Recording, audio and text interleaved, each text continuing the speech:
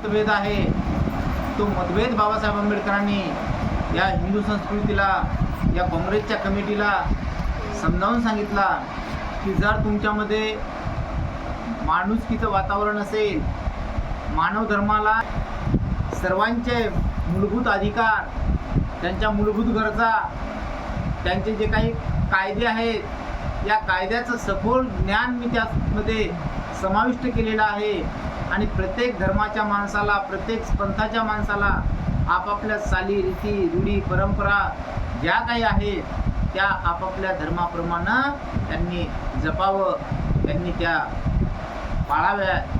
परंतु कोणी उच्च आहे, कोणी नीच आहे, कोणी अस्पृश्य आहे किंवा कोणी स्वर्ण आहे, अशा पद्धतीचा जर तुम्ही मतभेद करत असाल तर मात्र काही हे बरोबर नाही. त्यासाठी या सरकारनं काय केलं पाहिजे, त्यावर एक दखल घेतली पाहिजे, असं बाबासाहेब आंबेडकरांनी काय केलं त्या भाषणामध्ये समजावून सांगितलेलं आहे.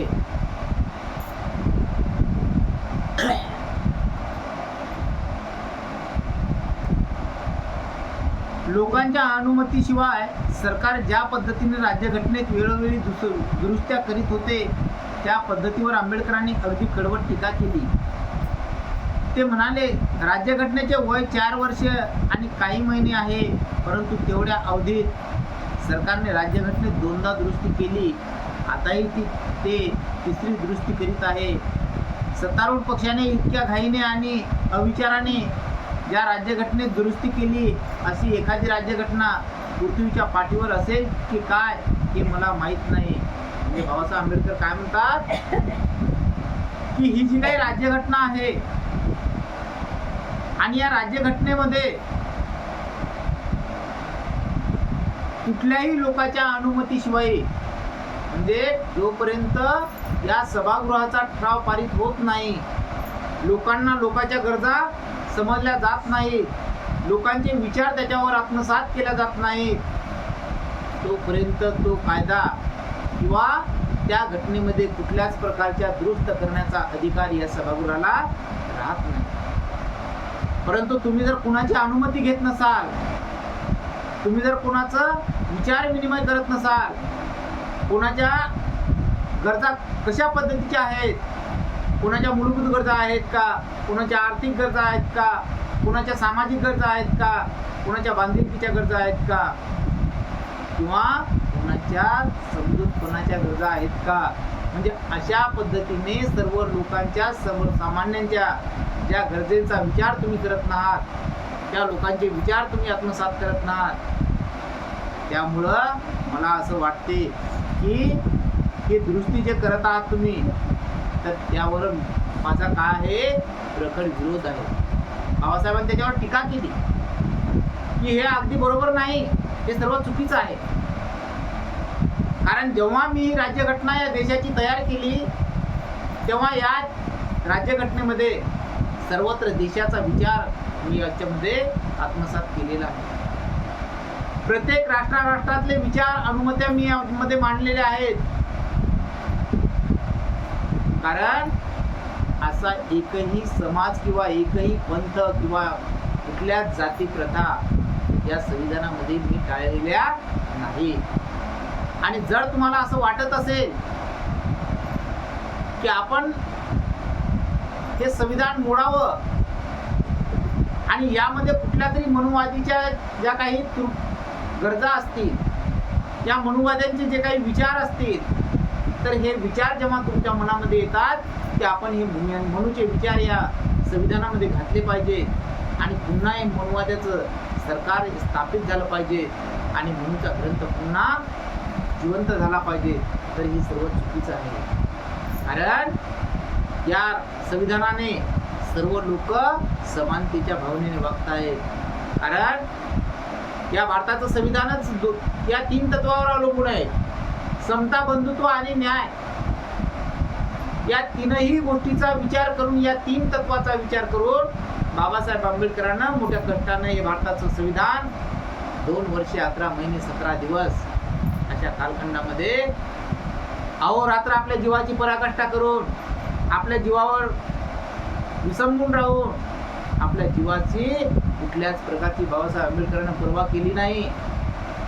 13 लोकांची कमिटी नेमली होती आणि त्या 13 लोकांच्या कमिटीमध्ये त्या गोलमेज परिषदेमध्ये असं ठरवलं होतं की 13 लोकांवर या देशाची जबाबदारी आहे आणि या 13 लोकांनी या भारताचं संविधान तयार केलं पाहिजे आणि ते संविधानानुसार आपल्या या देशाचा राज्यकारभार चालला गेला पाहिजे. म्हणून बाबासाहेब आंबेडकर त्या घटना समितीच्या टीम मध्ये उपस्थित होते आणि बाबासाहेब आंबेडकर त्या टीम मध्ये उपस्थित असताना मग प्रत्येक या सदस्याला पळवाटा सुटल्या. कारण या भारतामधला एकमेव ज्ञानीवंत आणि एकमेव बुद्धीचा सागर असलेला, एकमेव ज्ञानाचा नॉलेज असलेला माणूस म्हणजेच फक्त डॉक्टर बाबासाहेब. आणि सर्व सदस्यांना पळवाटा काढल्या. कोणी बिमार पडलं, कोणाला काही घरचे कामं आले, कोणी अडचणीमध्ये आले, कोणी पळून गेले, परंतु त्या ठिकाणाहून डॉक्टर बाबासाहेब आंबेडकर मात्र पळून गेले नाही. कारण बाबासाहेब आंबेडकरांजवळ ज्ञान साठा एवढा भरलेला होता की बाबासाहेब आंबेडकरांना 23 राष्ट्राचा अभ्यास आपल्या डोक्यामध्ये साठवून ठेवलेला होता. म्हणून बाबासाहेब आंबेडकरांनी भारताचं संविधान 2 वर्ष 11 महिने 17 दिवस या कालखंडामध्ये अहोरात्र कष्ट करून पूर्ण केलं. आणि त्या संविधानानुसार जर या देशाचा कारभार, राज्यकारभार चालत नसेल तर काय वाटत असेल त्या मानवाला. कारण मी एवढ्या मोठ्या कष्टाने या भारताचं संविधान लिहिलं.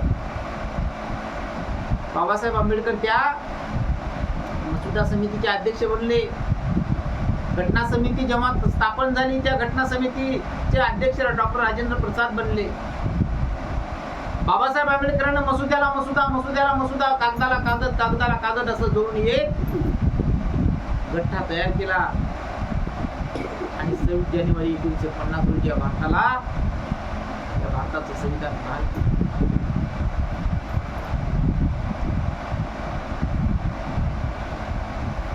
आणि त्या संविधानानुसार मग राज्यकारभार चालू झाला. आणि त्यामध्ये मग काँग्रेसची मंडळी काय करू लागली, अविचारानं वागू लागली. अविचारानं वागता वागता बाबासाहेब आंबेडकरांनी एक वळ लिहून ठेवलेली आहे संविधानामध्ये की काही कालांतराने मानव निर्मित जर बदल होत असतील, काही कालांतराने मानवाच्या गरजामध्ये बदल होत असतील तर त्यामध्ये घटना दुरुस्त करण्याचा अधिकार या घटना समितीला राहील. मग त्या ओळीच्या बदलानुसार, त्या ओळीच्या म्हणीनुसार का तर बाबासाहेबांनी लिहून ठेवलेलं आहे. म्हणून ही काँग्रेसची मंडळी, ही जी काही घटना समितीची मंडळी आहे, संसद आहे, तर ही काय करताय की अस्पृश्यांचं ज्या ज्या ठिकाणी हित दडलेलं आहे, अस्पृश्यांचे ज्या ज्या ठिकाणी आरक्षण दडलेले आहेत, त्या त्या ठिकाणी हे मनुवादी लोक काय करतात, त्या कायद्यामध्ये सुधारणा करतात आणि सुधारणा करून त्या अस्पृश्यांचा ज्या ठिकाणी छळ होईल, त्यांचा ज्या ठिकाणी मानहानी होईल, अशा पद्धतीचे कायदे तयार करतात. बाबासाहेब आंबेडकरांना सर्वात या अस्पृश्य समाजासाठी सर्वात मोठा एक कायदा करून ठेवलेला आहे की तो कायदा म्हणजे जातीविषयक कायदा. कारण जर बाबासाहेब आंबेडकरांना जातीविषयक कायदा जर या संविधानामध्ये नमूद केला नसता तर पूर्वीची वेळ आजही आपल्या भारतात आल्याशिवाय राहिली नसती. परंतु देवापेक्षा दैत आणि दैतापेक्षा देव असा या महामानवानं या अस्पृश्य समाजासाठी एक कायदा महत्वाचा करून दिला. नाही तर रक्तपात घडले असते, रक्तक्रांत्या घडल्या असत्या, परंतु बाबासाहेब आंबेडकरांनी जेवढ्या क्रांत्या घडवल्या तेवढ्या मावळ्यांनी फक्त या विचाराची क्रांती घडवली. कुठल्याही क्रांतीमध्ये कुठलंही युद्ध तयार झालेलं नाही. प्रकट लढाई खेळली बाबासाहेब आंबेडकरांना ती फक्त एका पेनाच्या टोकावर. सरकारने राज्यघटनेत 2दा दुरुस्ती केली आहे, आताही ते 3री दुरुस्ती करीत आहेत. सत्तारूढ पक्षाने इतक्या घाईने आणि अविचाराने ज्या राज्यघटनेत दुरुस्ती केली अशी एखादी राज्यघटना पृथ्वीच्या पाठीवर असेल की काय हे मला माहीत नाही. म्हणजे 4 महिन्यामध्ये जर 2-2, 3-3 दुरुस्त्या जर ही घटना समिती करत असेल, तर बाबासाहेब आंबेडकर उद्देशून म्हणतात की मला असं वाटत नाही की या भारताच्या भूमीवर, या पृथ्वीच्या पाठीवर असं कुठल्या देशाचं संविधान असेल, कुठल्या देशाची राज्यघटना असेल. 4 महिन्यात, 2 महिन्यात, 12 महिन्यात काय कोणाला काय कळायला येते. परंतु या मनुवादी लोकांना, या ब्राह्मण लोकांना आपलं जे संविधान आहे, हे संविधान समोर काय करायचं आहे, नष्ट करायचं आहे. कारण काय की हे संविधान एका अस्पृश्य महामानवानं लिहिलं.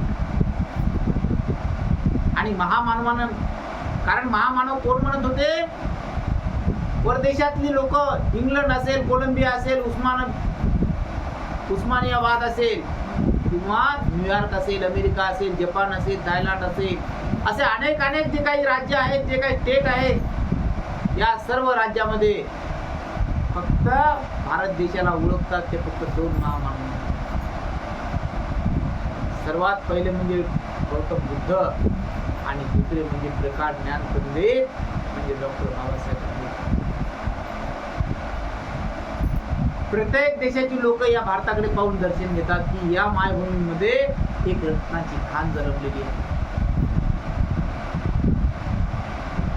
आणि एवढे प्रकट ज्ञानपंडित या भारत देशामध्ये असून या भारतातले लोक, म्हणजे भारतातली ही जी काही नेते मंडळी आहे, ही नेते मंडळी बाबासाहेब आंबेडकरांचा प्रकट विरोध करण्यासाठी त्यांच्या समोरासमोर उभे राहतात. प्रत्येक क्षणोक्षणी बाबासाहेब आंबेडकरांचा अपमान बाबासाहेब आंबेडकरांना सहन केला. कारण काय होतं, बाबासाहेब आंबेडकरांना अतिशय बाहेरच्या देशाची पूर्ण हे होती, संगनमत होतं, बाहेरच्या देशाचं पूर्ण पाठबळ होतं. परंतु बाबासाहेब आंबेडकरांना एवढं माहित होतं की मला एकट्याला पाठबळ मिळेल, मी एकटा फार सुखी राहीन, मी एकटा अतिशय सोन्याच्या हिऱ्याच्या खाणीमध्ये मी वावरू शकतो, राहू शकतो. परंतु माझा हा 85% जो समाज आहे, या 85% समाजाचे जे काही येले होतील, जे काही हाल अपेष्टा होतील, मावल्यांनो, त्या काही मी मुळी सोडू शकणार नाही. म्हणून एवढा त्याग जीवन या डॉक्टर बाबासाहेब आंबेडकरांना स्वतःच्या देहावर घेतलं आणि या देशामध्ये अपमानाचे भोग बाबासाहेब आंबेडकरांना स्वतःच्या देहावर भोगले. बाबासाहेब आंबेडकरांचं शरीर पिंड एक अशा पद्धतीचं होतं की बाबासाहेब आंबेडकरांना कुणीच एकही या पृथ्वी स्थलावरचा ब्राह्मण म्हणू शकत नव्हता की हा ब्राह्मणाचा लेकरू नाही म्हणून, हा ब्राह्मण नाही म्हणून. परंतु बाबासाहेब आंबेडकरांना कुठेही आपली स्वतःची महार जात लपवली नाही. अरे मी एक महाराचा आहे, मी महार आहे. बाबासाहेब आंबेडकरांना कुठेही जातीला गालबोट लागू दिलं नाही. कुठेही जात असताना प्रत्येक, कारण बाबासाहेब आंबेडकरांना बैलगाडीचे तरी अपमान सहन करावा लागला, बाबासाहेब आंबेडकरांना टांग्यामध्ये अपमान सहन करावा लागला, बाबासाहेब आंबेडकरांना कुठल्या खोलीमध्ये पाण्यात राहत असताना अर्ध्या रात्री खोल्या सोडाव्या लागल्या, बाबासाहेब आंबेडकरांना हॉटेलमध्ये पाणी देत नव्हते, त्या हॉटेलमध्ये अपमान सहन करावा लागला. बाबासाहेब आंबेडकर बडोद्यामध्ये नोकरी करत असताना चपराची लोक बाबासाहेब आंबेडकरच्या अंगावर फाईल फेकायचे. बाबासाहेब आंबेडकरांना अफसोस वाटायचा, अरे मी एक क्लास 1 अधिकारी आहे आणि क्लास 1 अधिकारी असून या ठिकाणी माझं स्वतःचं पाण्याचं मटकं एक हालत ठेवलेलं आहे आणि कुठलाही शिपायाचं काम करणारा शिपाई मला पाणी देऊ शकत नाही. एवढी माझी लाजीरवाणी जिनमी या ठिकाणी शकतो आहे. फक्त एकच गुन्हा आहे माझा की मी महार जातीमध्ये जन्म घेतला.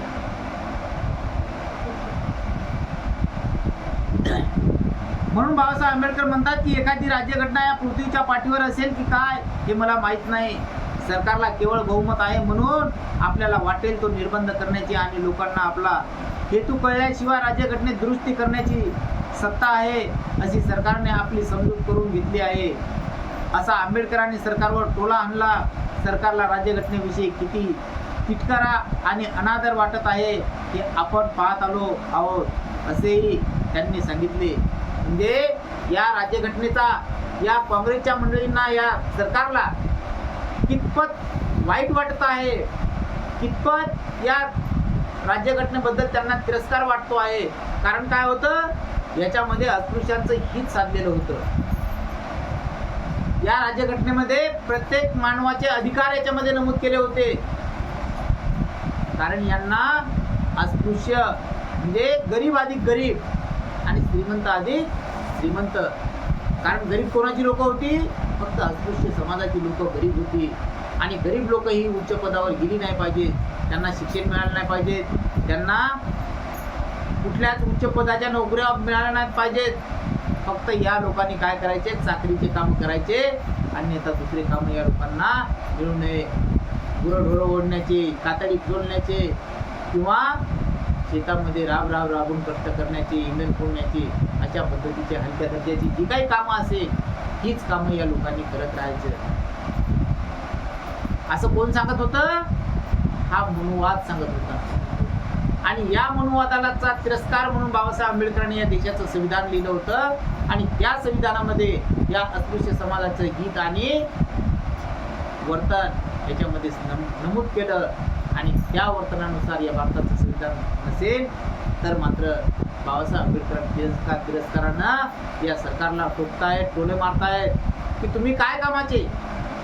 तुम्ही जर तुमच्या या संविधानाच्या कायद्यानुसार, या संविधानाच्या चौकटीमध्ये जे निर्बंध कायदे तयार केलेले आहेत त्या कायद्याप्रमाणे जर तुम्ही वागत नसाल तर तुमचं सरकार असून काही फायद्याचं नाही आहे. कारण तुम्हाला या देशामध्ये काय करायचं आहे, मनुवाद नमूद करायचा आहे.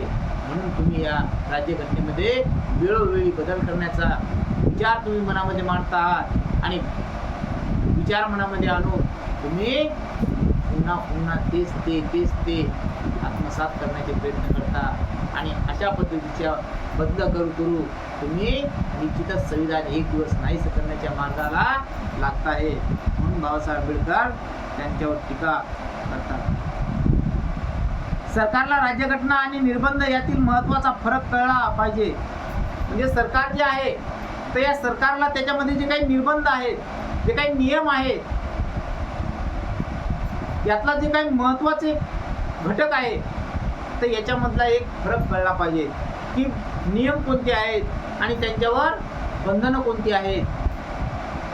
म्हणजे कुठले नियम आपण पाळले पाहिजेत, अशा पद्धतीचे निर्बंध, त्याच्यामध्ये जो काही फरक आहे तो फरक सरकारनं जाणून घेतला पाहिजे, कळायला पाहिजे.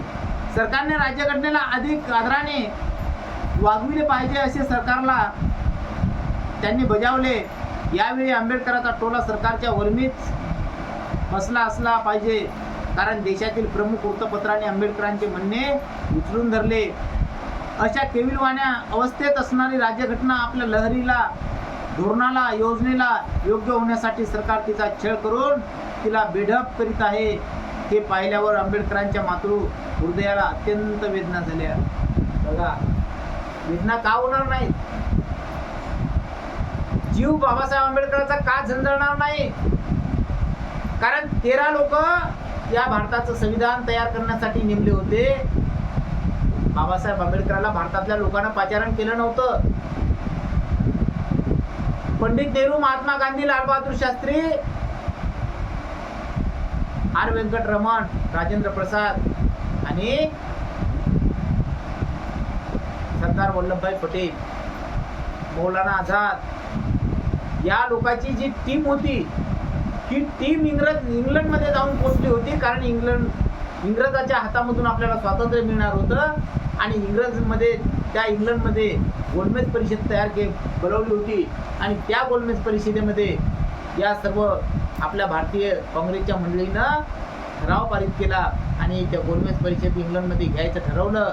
आणि त्या गोलमेज परिषदेमध्ये बाबासाहेब आंबेडकरला मात्र या लोकांनी पाचारण केलं नाही. पण जेव्हा ही काँग्रेसची मंडळी त्या इंग्लंडमध्ये जाऊन पोहोचली तेव्हा त्या इंग्लंडच्या राष्ट्राध्यक्षानं म्हटलं की तुम्ही सर्वजण या ठिकाणी येऊन पोहोचलेले आहात आणि तुम्ही जर या देशाची राज्यघटना तयार करसाल तर निश्चित मनानं तुमची राज्यघटना पूर्ण होणार नाही. मग हे आरबळू लागले, याच्या बोबड्या वळू लागल्या, याले एकमेकाला एकमेक याच्या तोंडाकडे पाहते, त्याच्या तोंडाकडे पाहते, ते त्याच्या तोंडाकडे पाहते. एकमेकाच्या बोबडेपणानं विचार होऊ लागले की आता होते काय. मग गांधीजी पुढे आले आणि गांधीजी म्हणाले की क्या हुआ. तेव्हा इंग्लंडच्या राष्ट्राध्यक्षाने म्हटलं की मिस्टर गांधी, तुमच्या देशामध्ये एक खूप ज्ञानीवंत पुरुष आहे, महाज्ञानी पुरुष आहे की ज्या इंग्लंडनं त्या मानवाला विद्येच्या गेटवर, विद्यापीठाच्या गेटवर त्या महामानवाचा पुतळा आज रोजी हयाती दिसतो आहे, तो ज्ञानीवंत पुरुष या भारताचा आहे. याचे तोंड चिमुकले झाले, चूप झाले, याने काय बोलावं काय समजलं नाही. कारण एवढ्या मोठ्या राष्ट्राध्यक्षाने डॉक्टर बाबासाहेब आंबेडकरांचं नाव पाचारण केलं आणि जोपर्यंत बाबासाहेब आंबेडकर त्या ठिकाणी गोलमेज परिषदेमध्ये पोहोचणार नाही तोपर्यंत आपला एकही ठराव या ठिकाणी होणार नाही. मग बाबासाहेब आंबेडकरला पाचारण केलं इंग्रज लोकांनी. तेव्हा बाबासाहेब आंबेडकर त्या गोलमेज परिषदेमध्ये गेले आणि गेल्या बाबासाहेब आंबेडकर बसले जाऊन सभेमध्ये बसल्याच्या नंतर त्या राष्ट्राध्यक्षाने म्हटलं की आता तुमच्या भारताचं संविधान तुम्हाला तयार करायचं आहे आणि आता ही तुमची कमिटी आहे आणि ही कमिटीच्या मतानुसार तुम्ही आता काय करा, देशाची राज्यघटना तुमच्या तयार करा.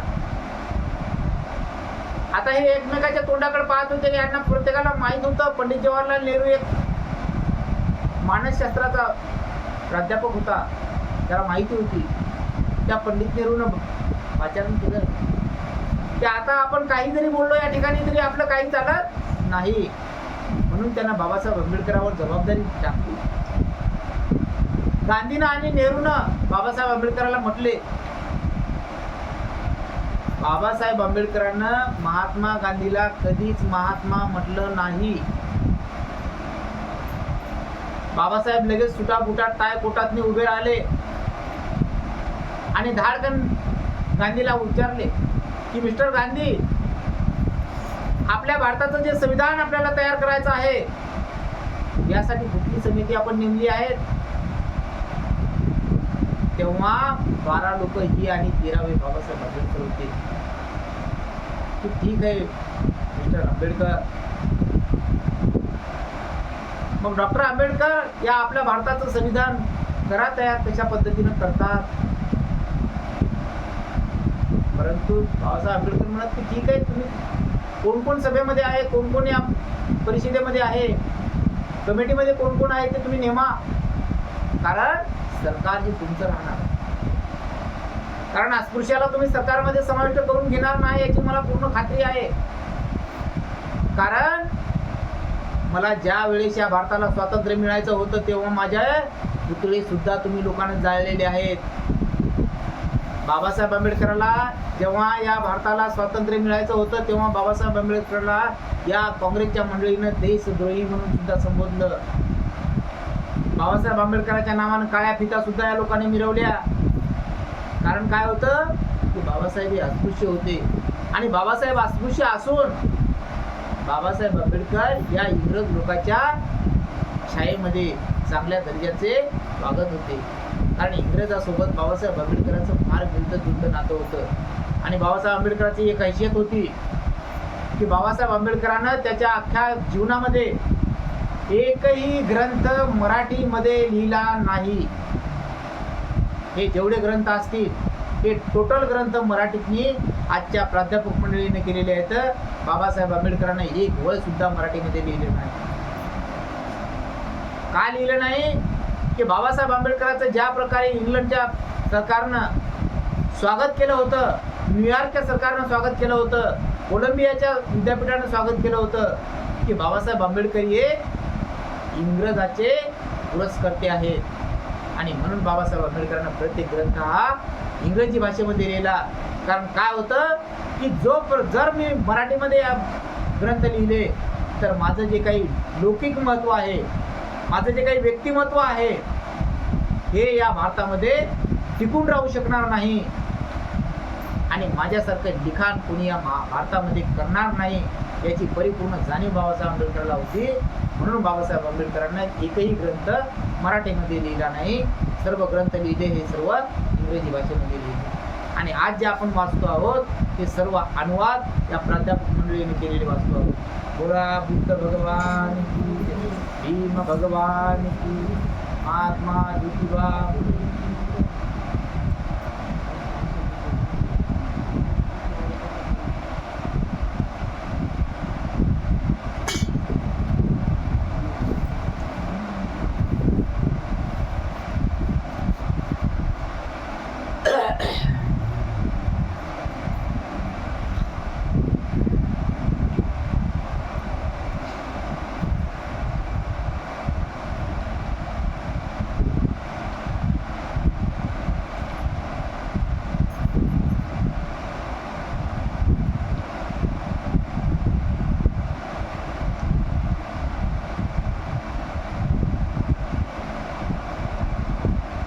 कारण देशातील प्रमुख वृत्तपत्रांनी आंबेडकरांचे म्हणणे उचलून धरले. अशा केविलवाण्या अवस्थेत असणारी राज्यघटना आपल्या लहरीला, धोरणाला, योजनेला योग्य होण्यासाठी सरकार तिचा छळ करून तिला बेडप करीत आहे. हे पाहिल्यावर आंबेडकरांच्या मातृ हृदयाला अत्यंत वेदना झाल्या. कारण काय होतं, बाबासाहेब आंबेडकर म्हणतात की या देशातल्या संविधान कितीही चांगलं असेल, हे फार कष्टाने मी संविधान लिहिलेलं आहे आणि हे संविधान अत्यंत महत्त्वाचं आहे, अतिशय चांगलं आहे, परंतु हिला ही नक्षलवाद्याची अवलाद जर चालवणारी असेल तर या संविधानाचा काही उपयोग होणार नाही. कारण या संविधानामध्ये ज्या काही योजना असतील, या संविधानामध्ये जे काही आचार विचार असतील, या संविधानामध्ये जे काही कानून कायदे असतील, तर हे कानून कायदे जोपर्यंत या सरकारला समजणार नाहीत किंवा ही राज्यघटना चालवणाऱ्या लोकांना कळणार नाही, ते म्हणतात ना, गध्या पुढं वाचली गीता रातचा गोंधळ बरा होता. अशा पद्धतीचं आजचं सुद्धा सरकार तेच आहे. कारण अतिशय महत्त्वाचं संविधान आहे, परंतु हे संविधान चालवणारी जी काही मुलीची अवलाद आहे, ही अवलाद अतिशय निकृष्ट दर्जाची असल्यामुळं या संविधानाला एकही कायदा किंवा एकही योजना अंमलात येऊ शकत नाही. फक्त भारतीय संविधान एकाच महामानवानं अंमलात आणण्याचा प्रयत्न केला होता. त्याने फक्त 11 महिने या सत्तेत राहायचं काम पडलं, बाकीच्या राजीनामा द्यायचं काम पडलं. कारण या संविधानामध्ये सर्व 85% लोकांच्या हिताच्या गोष्टी समाविष्ट केलेल्या आहेत. परंतु आज असं उलट झालं की 3% लोकांसाठी फक्त संविधान तयार आहे, बाकीच्या 97% लोक नुसतं त्याच्याकडे डोळ्यानं पाहत. आमदार भटुडे, खासदार भटुडे, मंत्री भटुडे. पण बाबासाहेब आंबेडकरांनी संविधानात फक्त 3% जागा दिली. किती टक्के? पण आज 97% जागा त्याच्याकडे आहेत आणि 3% जागेतली 85%. कारण काय, की बाबासाहेब आंबेडकरांनी संविधानातली एक फक्त मार्क वर लिहून ठेवलेली की परिस्थितीनुसार कायद्यामध्ये सुधारणा करण्याचा अधिकार घटना समितीला आहे. एवढ्या एका ओळीमुळं 97% भाग त्या 3% लोकांकडे.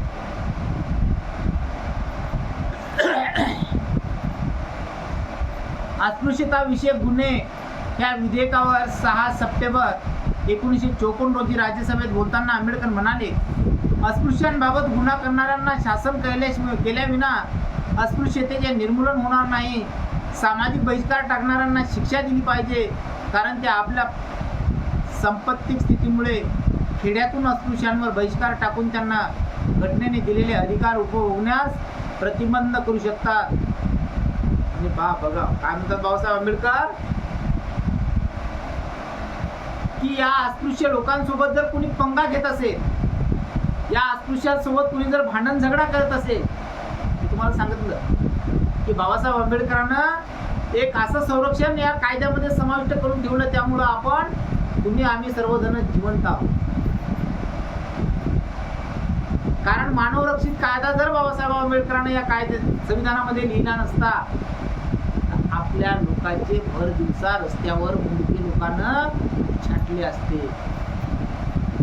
कारण कायद्यामध्ये कुठेही आपल्याला जोड राहिली नसती. परंतु आज एक माणूस सुद्धा तुम्हाला या कायद्यामुळं, हा जो मानवी नागरी कायदा आहे, या नागरी कायद्यामुळं कितीही करोडपती लखोपती जरी असेल तरीही मात्र तुमच्या पुढे एक दिवस कोर्टात आणि मान झुकू शकतो.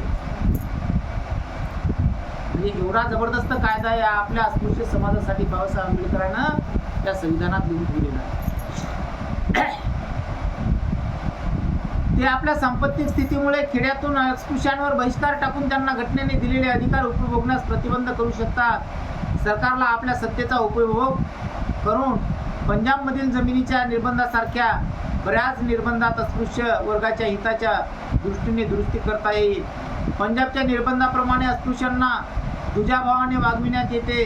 अस्पृश्य वर्गणी कनिष्ठ वर्ग यांना पंजाबात कायम स्वरूपाची घरे बांधावयास मिळत नाहीत.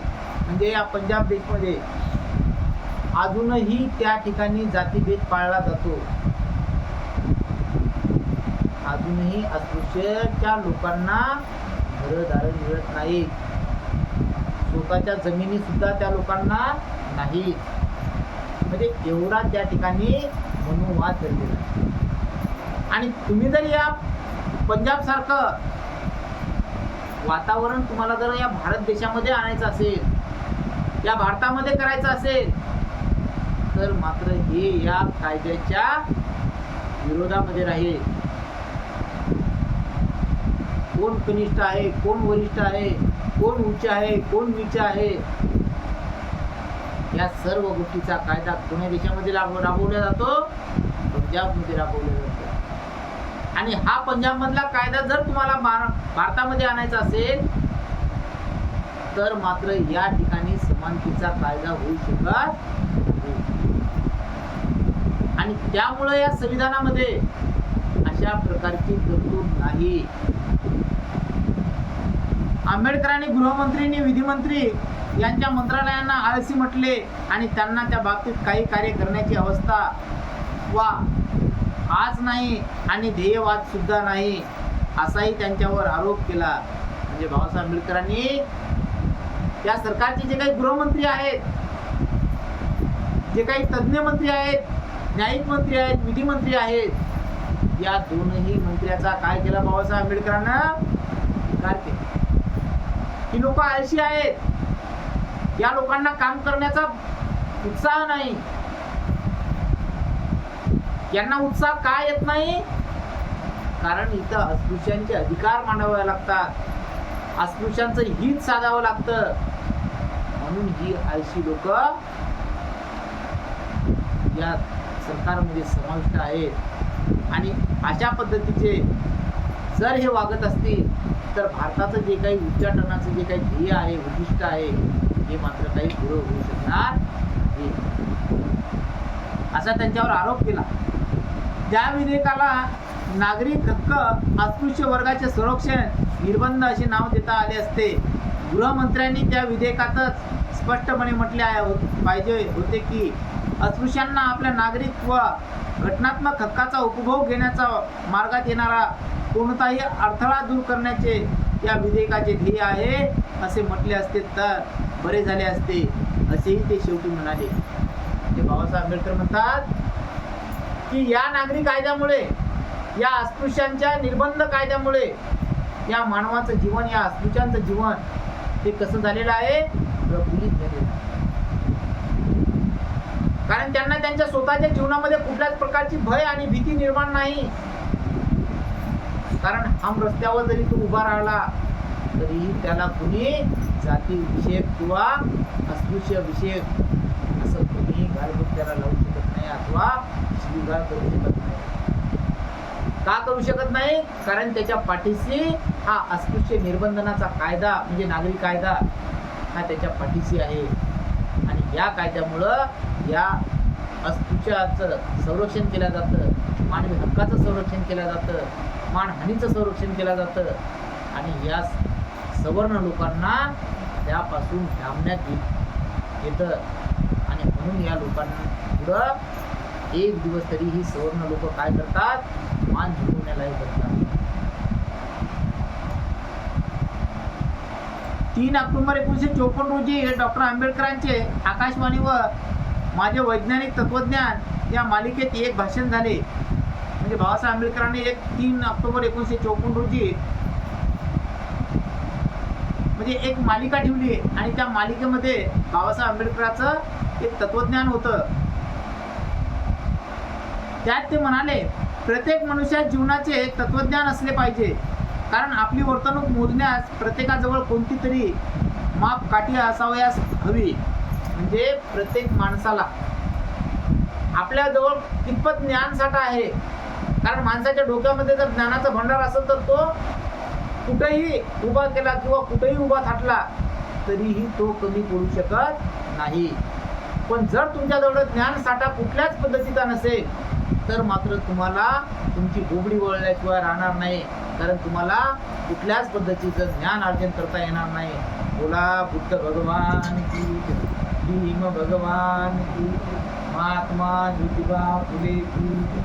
आता बुकड्या या लागला का? जिवंत व्हायला लागला.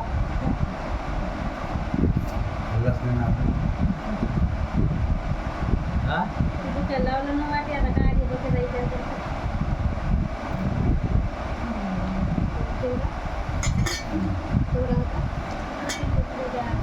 त्याच्या दोघांच्या कडे आज बुकड्या यायला लागला मागा.